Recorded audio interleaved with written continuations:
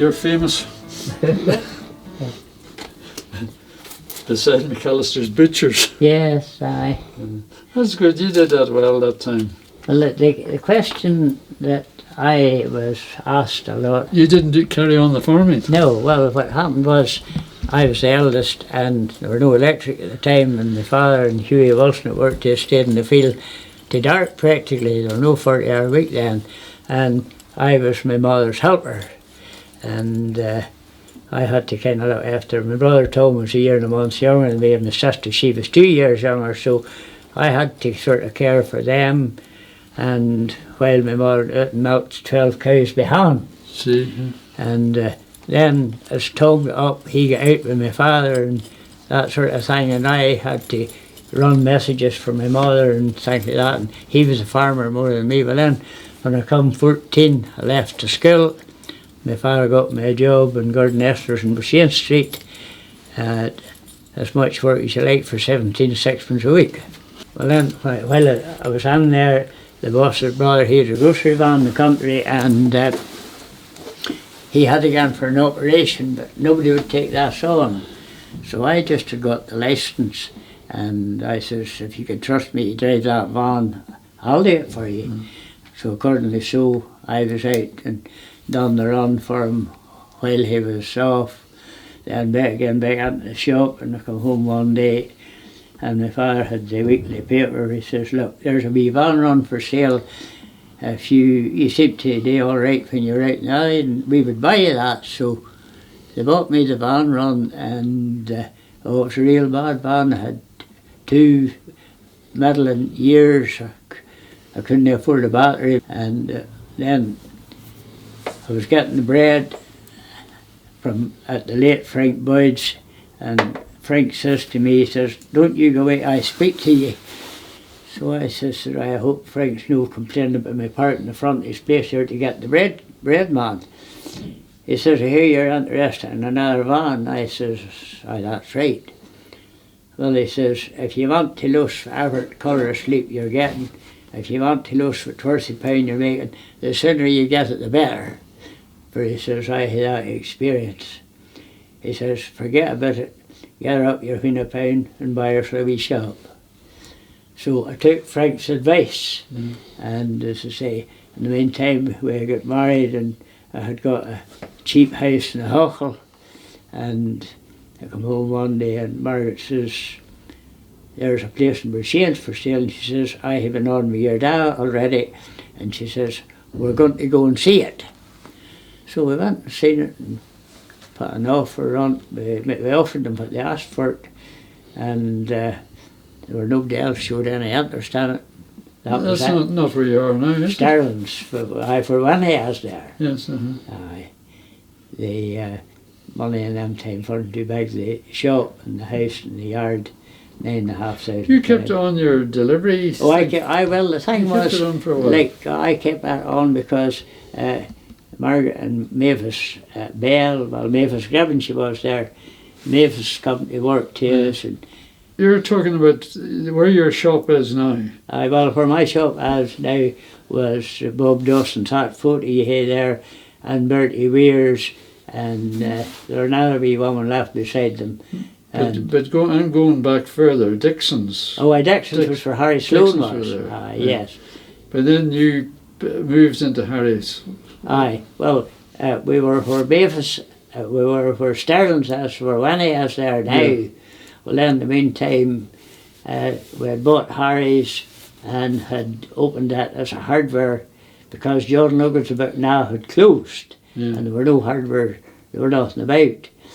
So my sister called me one evening, she says, don't you go anywhere this evening. She says, there's a boy coming to see you, but at 9 o'clock before he comes. I says, what do you mean? She says, it's Dr. Robinson.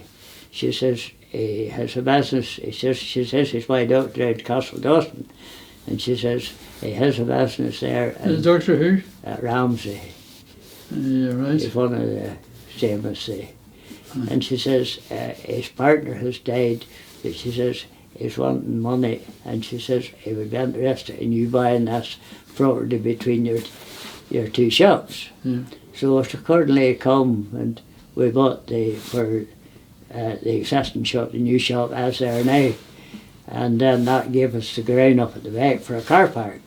You didn't buy it from Harry Sloan then? No, I bought the hardware from Harry Sloan. That was Harry Sloan owned where the hardware shop is now, plus the yard at the back. Yeah. But then that's other where the new shop is there. The ground belonging to it went right up to the back.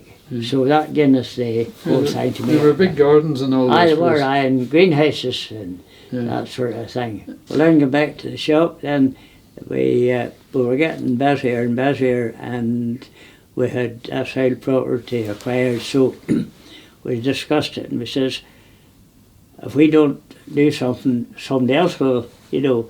So we demolished them old houses, and the late Andy Hayes, present Colin Couples, and my late Uncle Bob was the three labourers, but they done an awful lot of work. But Andy put up a notice in front of the hoarding,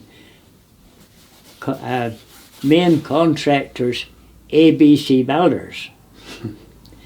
So Dr. Mercer was up the street, and she was looking at this. She says, ABC Builders, says, you might have given it to some of the local boys. Says, plenty of local boys. She says, I thought you'd have given some of them the turn. Well, I says, I don't think we could go much more local. I says, for says I made sure it was all clients of yours that got the job. ABC Builders, never heard of them. I says, Andy, Bob and Colin. She said, I'd like to see the job finished. So we got the job finished. Well, you certainly, you've got the place running well, and your yard is priceless, really. Well, if that yard ever goes, Broughane's going to die. There's well, I planned it that way, that you'd have a back entrance, so like, whilst the main street's better, it's handy going out the side street, you know, and that sort of thing. Oh, that's, if you let that back way, it'll be, you know, paralysed completely. Oh, no, well, there's no sign of anything like that happening. That's right, it's very, very well planned. Oh, well, I was just, I'd been about all my lifetime, and I sort of always felt I knowed what wasn't something really fancy. When it come to planning the front of the shop, the architect says, I said, no, I said, I don't want somebody you get in Belfast. I says, I want a country front, and it worked out all right, you know. Going back to your childhood, where did you go to school? I went to Hazelbank School till I was 10. Is that the old one before it was burnt down? The old school, John Swan, Miss Francie. Yes.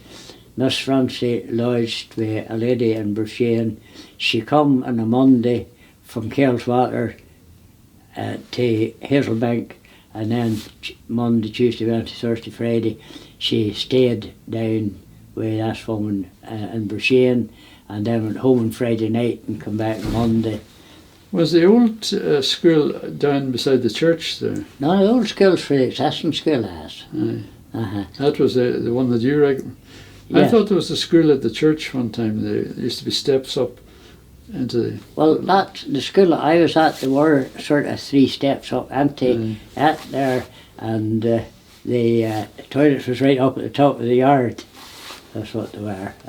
It's got the Victorian postbox still there. Yes, and they would have got playing cricket or rounders at a certain time of the year, because there were plenty of nuts in the bushes up the Hazelbank, yes. And you had to sort of get the ball up and there, and then give you an excuse. Up to look for the ball, by the way. Let me ask you, was your teacher Mr. Craig? Oh, that was he. He was before. Was he before you? He was before me. He was the one that organised the choir. That's right. The famous choir. Yes, sure. And then John Swan followed him. Yeah. And Mr. Craig's time, it was a Miss Francie for Kelswater. She came, and she lodged in Broughshane. She read the Bible for Broughshane from Monday to Friday, and then she went back to home to Kelswater Friday evening. Back, of course. And that's John Swan there, and was Sergeant Swan used to have in the I don't know. I don't think it's any connection. Yeah. No. Well, That's me there. That's my brother Tom. Johnny McLaughlin, he's in Scotland. That's a Mallour, that's James Mallour, Hal Hamilton, Wally McCrory, Robert James Mallour, John Boyle, Albert McCulloch, Paddy Crooks. Now, you see, that's my brother David there, and that's a Mallour, and that's David Mallour. He's living out with Kilswater at the minute. There's Albert Graham, and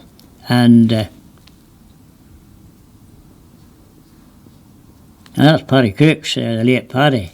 And that's Bertie Merton, I'm not so sure there. That's a Mallour there. That's Sam McCulloch. And I'm not so sure who that there is. There's Kathleen Mallour. That's a girl Bones. That's Agnes Boyle. That's Betty McCulloch. Mrs. Elliot now. Agnes Ann Mallour, Jean Mallour, Jean Fleming, Betty Steenson, Agnes Ann Mallour, Jean Mallour, and that's a girl Bones, Margaret McClantic, and Molly Boner, Lally Mallour, a girl Bones, I'm not sure there. That's what I can mind of them. That's pretty good, James.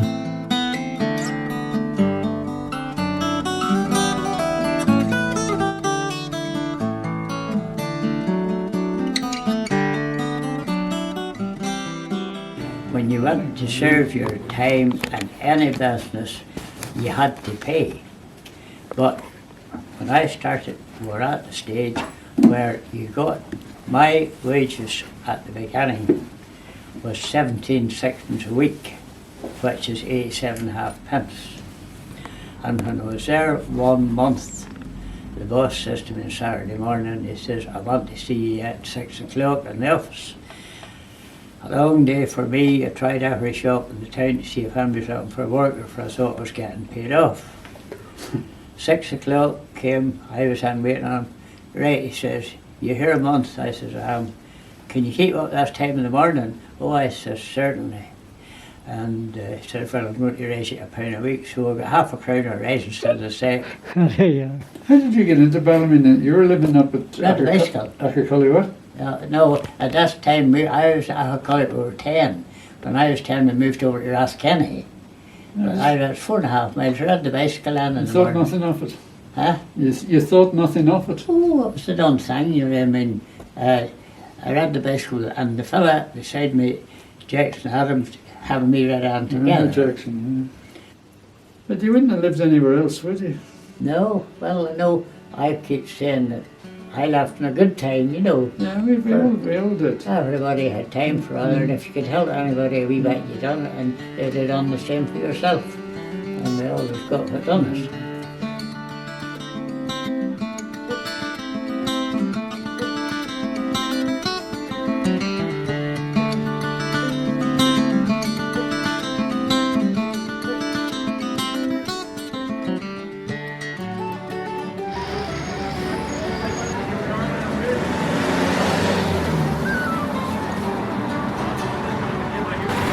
There we go, now go to that street like that, lovely, nice and happy again, now here we go. Lovely, that's nice, excellent.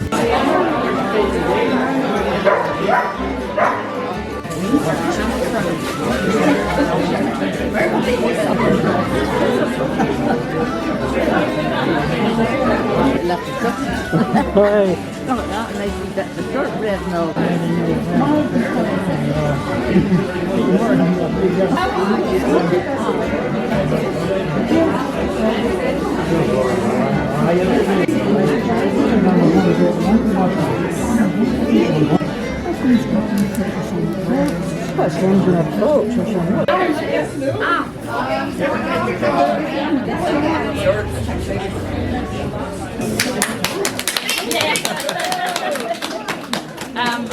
We're very proud of that, as we said yesterday. We're not only proud of 70 years achievement, we're proud of them each and every day. he has our wee daddy, but I'm sure Daddy would like to say something because he's very thankful to have achieved these 70 years, but with Mama behind him and all the dedicated and loyal staff.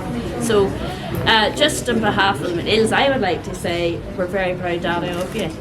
But I'm sure you want to say something yourself. Well, really, Now that you are a TV celebrity.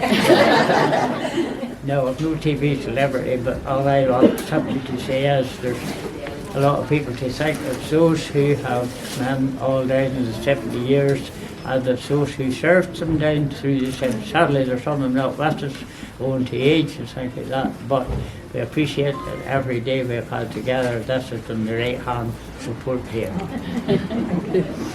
think that sounds really important.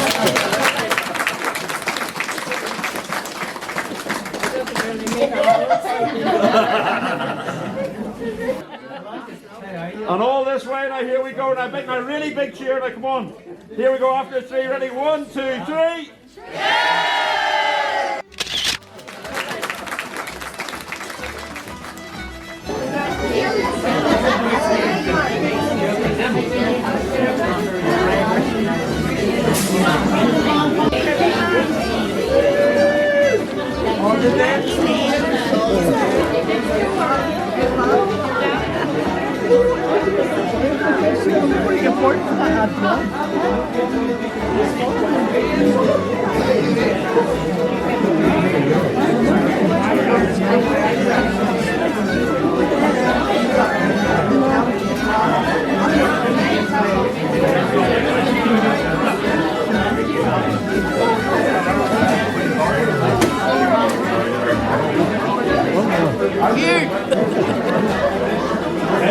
This gentleman's late father, Dr. Simpson, was the means of me being appointed the sub-postmaster of the Shane.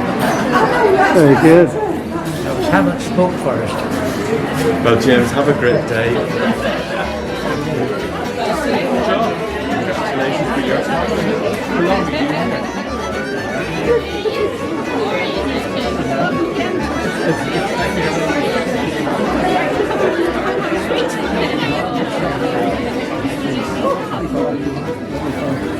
No.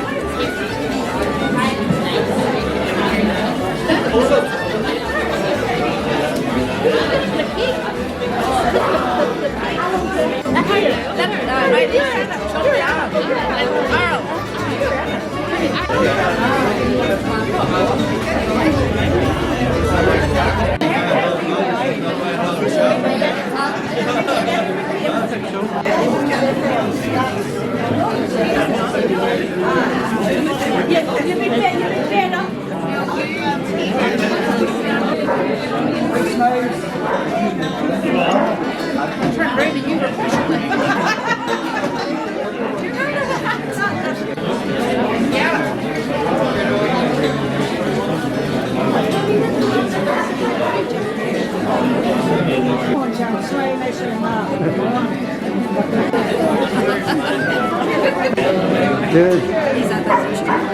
There we go. That was good fun, wasn't it? Yeah. All right. Yeah, well, you have.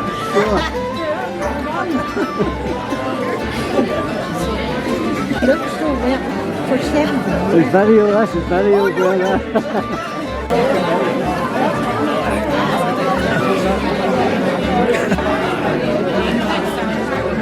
Just a video. Thank you.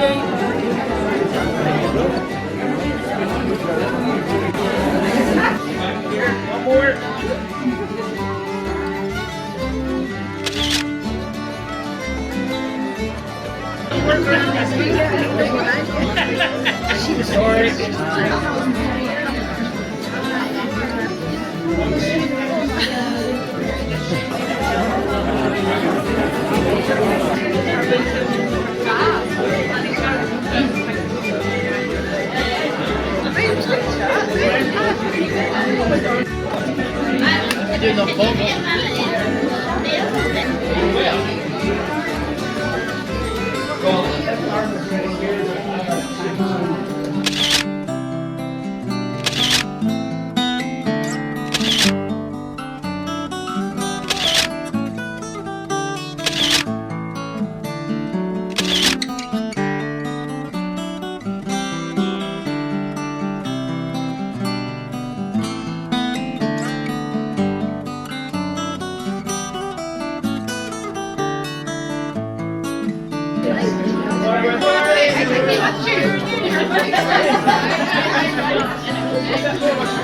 Just give me that.